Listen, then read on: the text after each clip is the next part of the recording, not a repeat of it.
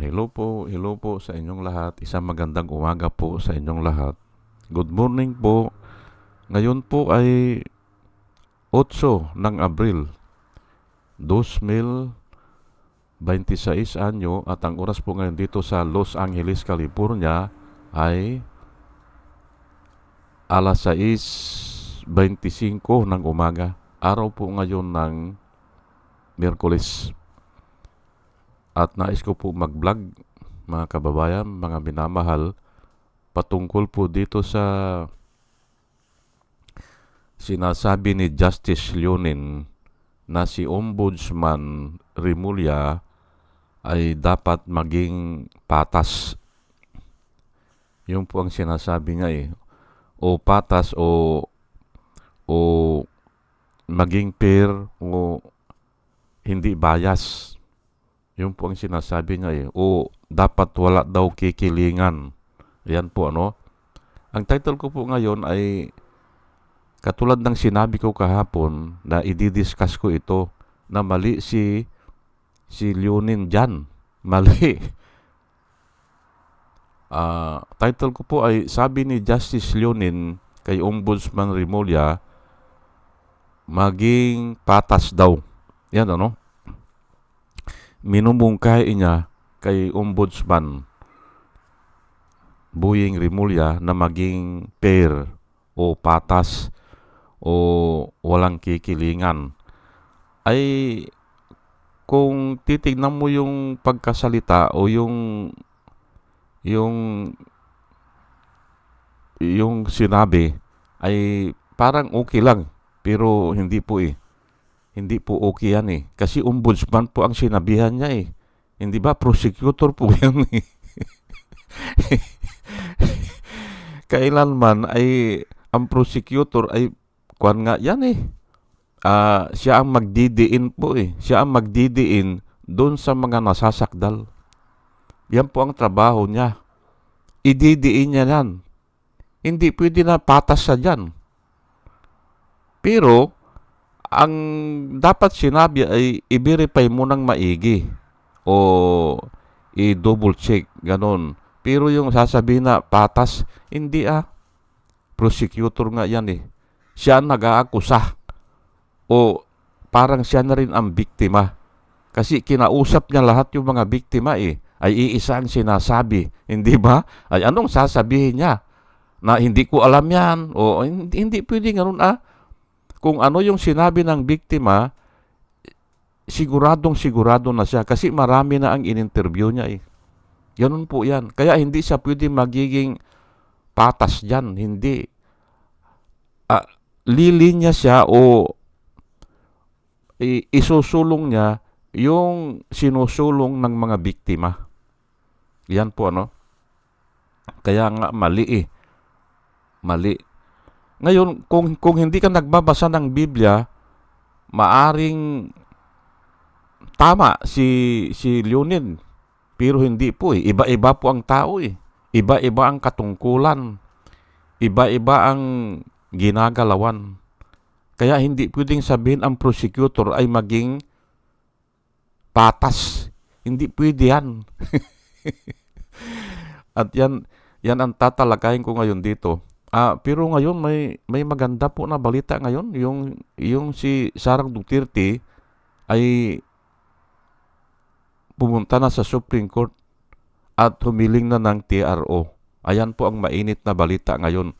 Para alam nyo na up to date ako sa kwan. Pero baka bukas ko na lang i-discuss yan Samantala, sabi ni Sara noon na hindi na niya iniintindihan, hindi na niya iniisip yan o walang kwenta yan. Sabi niya ay bakit ngayon ay siya na ang lumalakad. Nung sinabi ng mga tao o sinabi ni ex-Justice Supreme Court Justice si Antonio Carpio, wala silang legal standing sila Toryon para mag-TRO kasi hindi sila sangkot hindi siya ang nasasakdal o walang parang personality o legal standing. Wala. Ngayon, ay ang nag-file na ngayon lang po, mainit na dinidiscuss ng mga vlogger ngayon, ah, ang nag-file ngayon ay si Sarah. Oh, pero wala yan. Ang kwang ko diyan ay rebuilde yang ganyan. Rebuilde yang ganyan kay Sarah. Yan ang totoong rebuilde. Sang-ayon po sa Biblia ha, yan ang totoong rebuilde. Hindi yung mga tao na tinanggalan ng bahay, tinanggalan ng lupa, ay ayaw nang sumunod sa gobyerno. Hindi po mga rebuilde yun. Ang tunay na rebuilde, yang ganyan. Yang ganyan kay Sarah na ayaw talagang sumunod sa batas. Oh, di ba? Ayaw talaga eh. Oh. Pero nga, ang sabi ng iba ay ayaw niyang ipakita yung bank record niya o ayaw mabuksan. Kaya ganyan, TRO. Ay pero halatado na kung ngayon ay sasabihin na naman ng Korte Suprema na ang unconstitutional na naman yung impeachment. Halatado na sila diyan. Oh. Yun lang ang i-discuss ko siguro bukas na rebuilde yang ganyan. Bakit ko sinabi na rebuilde? Talagang ayaw sumunod sa batas yan. At ang gusto namang ganyang mga tao, nakasulat po sa Biblia, gusto nila sila ang batas. Ayan po rebuilde nga Parang ganun kay Lucifer. Opo. Ayaw sumunod. Ang gusto niya, siya ang masunod o siya ang batas o walang pupwede sa kanya. Kung haharang-harang ka, ibibilanggo ka o kakasuhan ka o papatayin ka. Yan po ang totoong rebuilde. Ayaw sa kaayusan, ayaw sa batas, guguluhin niya yan. Yan ganyan po ang mga rebuilde. O sige, at bukas yan. Ngayon ito, bakit ganito? Bakit sinasabi ko na mali yang sinasabi ni Leonid? Mali na mali Hindi mo pwedeng lahat ng tao ay pagsabihan mo na ganyan na kailangan patas ka. Hindi po. Ito po 1 Corinthians 6, chapter 6, verse 2. Do you not know, sabi po ni Paul, do you not know that the saints will judge the world? And if the world will be judged by you, you are unworthy to judge the smallest matters. Yan po ang sinasabi ni Paul. Pero may pinanggalingan yan. Bakit niya sinabi yan? Ay lahat ng sinulat ni Paul ay galing din kay Kristo yan. Pero minamagnify niya o kaya ini-explain niya. Do you not know, sabi niya, that the saints, yung mga taong ligtas po ito, yung mga nagsisi na, yung pinatawag na ni Kristo, yung ayaw nang gumawa ng kasalanan, o wala nang kwenta sa kanila ang pera. Opo, dinodonate na nga lang ang pera O, ayaw nang humawak ng pera. Of course, gusto natin na magkaroon tayo ng pera para makatulong tayo. Kasi kung marami tayong pera, marami tayong matutulungan. Yun ang ginagawa nila. Kaya nga silang nagdodonate sa mga kawanggawa, sa simbahan, sa mga mahihirap. Ayaw na nila ng pera. Yan po Yan po ang mga saints. Pero yung mga tao na gustong-gusto ang pera, katulad ng mga politiko, nagnanakaw, hindi ba? Bilyon na ninanakaw nila. Hindi po mga savyang ganyan. Hindi do you not know that the saints will judge the world?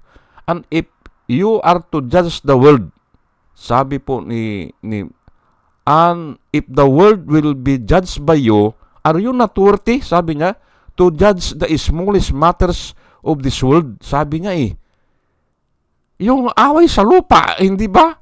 Walang kwenta yan Kahapon may pinatay dyan sa Caloocan, hindi ba? Dahil lang sa away ng lupa, nagsisi yung pumatay. Sabi niya itinuturing daw niyang, aywan ko kung kamag-anak ba yun o yung pinatay niya. Ayun na nga Bakit niya pinatay? Ay sigalot ka sa lupa. Ayan po. Pero ang mga taong ligtas, hindi na makikipagpatayan dahil lang sa isang hakbang na lupa. Hindi na.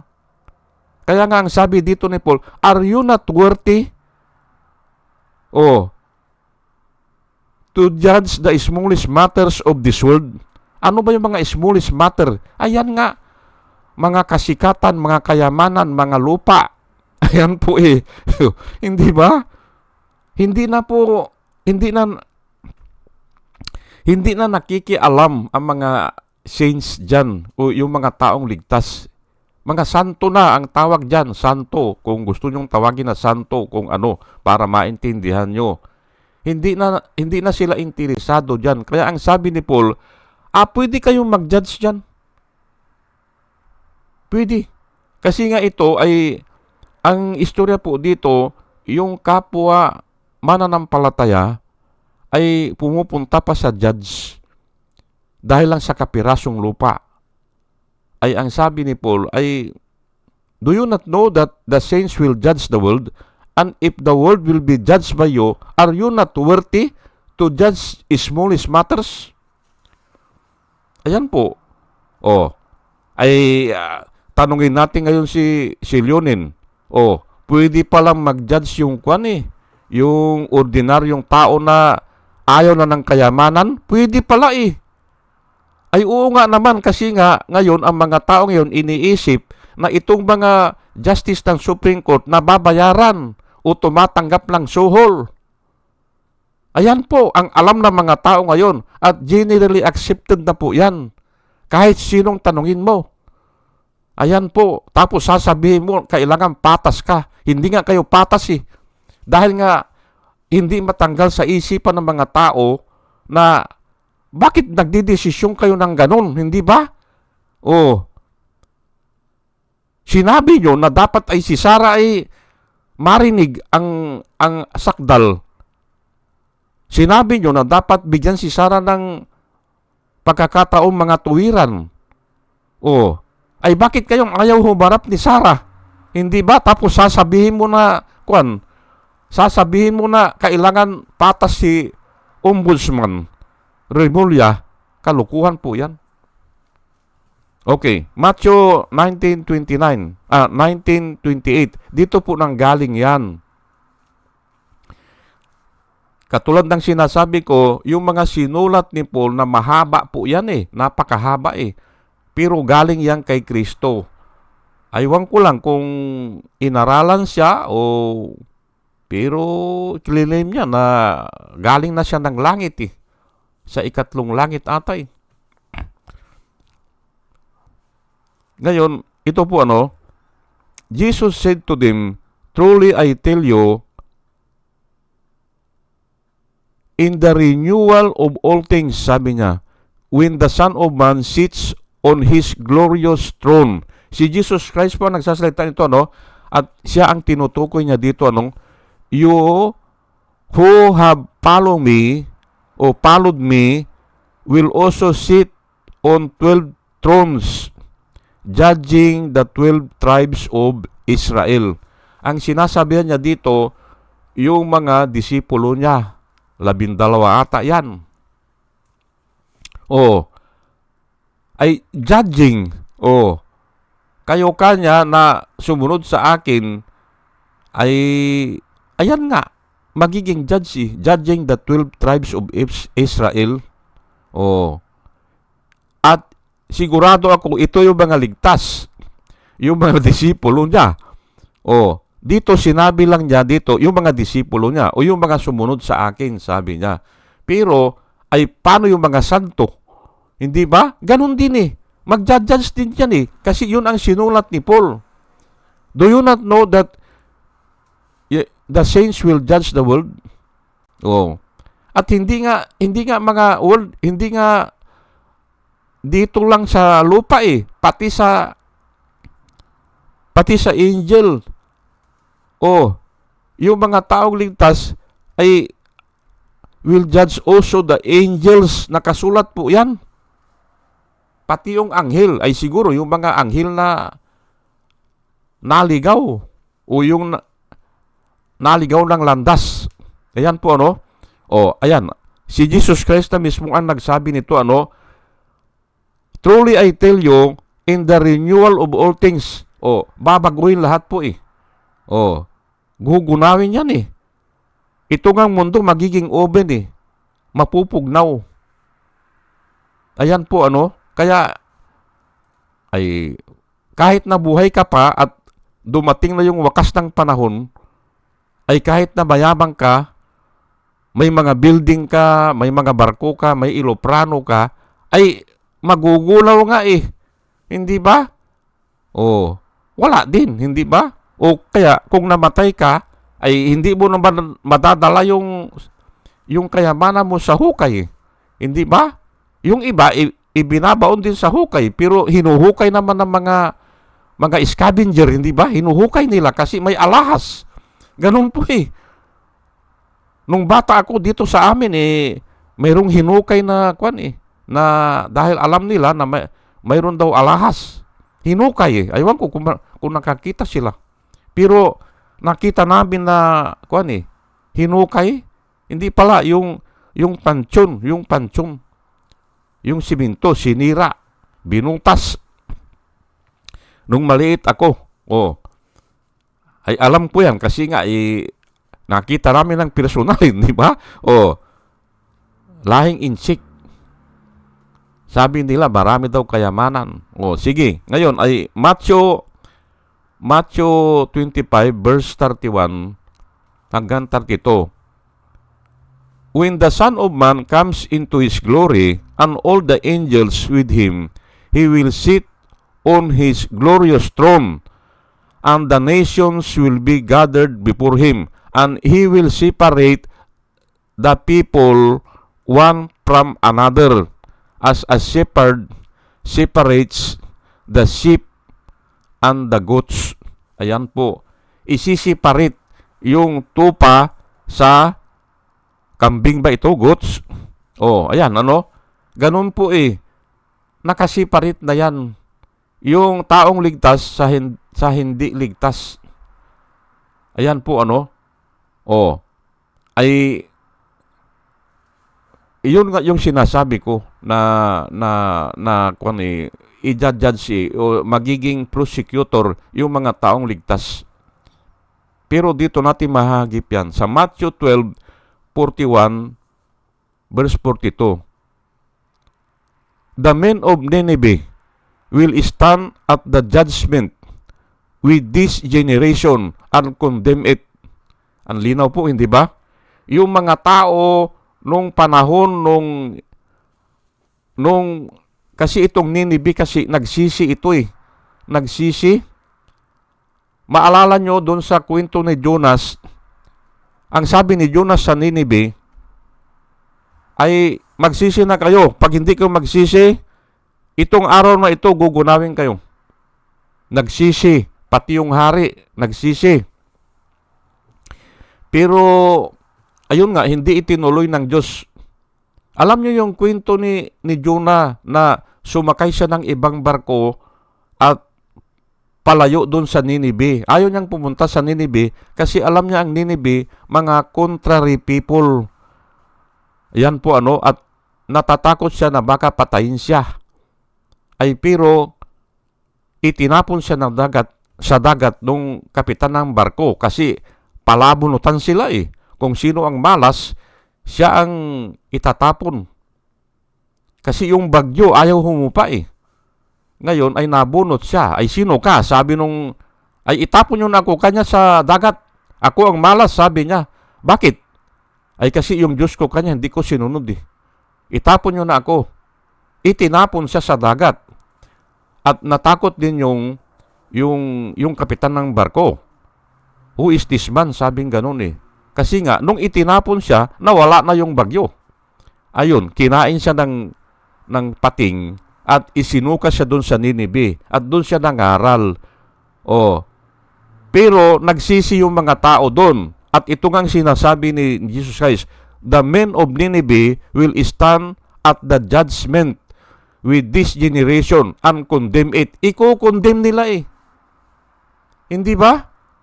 Ay sino po ang nag-condemn? Ay yung mga tao na nagsisi. Hindi ba? O, kaya nga kako, yung mga tao na ligtas, they will act as a prosecutor. Prosecutor pa nga lang eh. Ipoprosecute nila eh. Ituturo nila. Tapos ito silyunin eh, sasabihin eh, kailangang patas. Hindi po. Hindi. They will act as a prosecutor. Oh, at ganun nga yan ang ombudsman. Prosecutor yan eh. Hindi ba? For they repented at the preaching of Jonah, and now one greater than Jonah is here. Oh, tinutukoy niya yung sarili niya. One greater than Jonah is here, sabi niya. Oh, at pangalawa, the Queen of the South, sabi niya, will rise at the judgment day. Bubuhayin po eh. Yung Queen of the South, bubuhayin. Oh, pati nga yung mga tao ng Nineveh noon eh. Bubuhayin eh, hindi ba? And they will judge this generation, sabi niya. Oh, at ito naman, the Queen of the South will rise at the judgment with this generation and condemn it, for she came from the ends of the earth. Malayo po ang pinanggalingan ng Queen of the South. Maaring sa Ethiopia o sa Sudan o basta sa South nang galing. Queen of the South. At nakinig siya and hear the wisdom of Solomon, yung teaching ni Solomon. And now, one greater than Solomon is here, sabi niya. Nakinig si Queen of the South dun sa teaching ni Solomon at tatayo yon sa Judgment Day. At ikukondem itong mga generation na ito, sabi ni Jesus Christ. Kaya diyan ko kinuha na, pero marami po yan, mga verse na ganyan. Marami yan. Kaya lang kulang ang oras eh. Kaya yan na lang muna. Ngayon, ang gusto ko lang patunayan dito, si Boying Rimulya ay prosecutor po yan eh. Hindi ba? At ang kinausap niya dyan, yung mga biktima. Alaga naman nasasabihin niya na, hindi ko alam kung siya ang pumatay. Hindi o siya ang nagnakaw. Hindi Ang sasabihin niya, siya ang nagnakaw. Kasi nga, ang dami na niyang kinausap eh. Hindi ba? Mga testigo, mga dokumento, mga bank record, nakikita na niya yan eh. Hindi ba? Bakit sasabihin pa na kailangan patas ka? Ang sinabihan po na kailangan ang patas ang mga judges o ang mga taong gobyerno kung minsan ang mayor kasi nagiging judge yan eh. Yung sa mga sigalot. They will act fairly or an eye for an eye. Atot for atot. Ang ibig sabihin niyan, kailangan ay kung ano yung utang niya, ayun ang bayaran niya. Yan po eh. Pero hindi mo pwedeng sabihin yan sa prosecutor. Hindi pwede. Kasi nga ay ang kinakausap ng prosecutor, yung mga biktima. O siya mismo. Hindi ba? Sino ba yung mga taong ligtas dito? Ay sila yung inapi eh. Malamang sila itong pinatay eh. Kaya, they will act as a prosecutor in the judgment day. At hindi pa nga prosecutor eh. They will condemn. Judge sila. Hindi ba? Ayan po. Hindi ba? Sige po, at hanggang dito na lang po, at dalahin ko po sa Panginoon na sana sa ating pakikinig po ay magkaroon tayo ng wisdom na nanggagaling sa Kanya.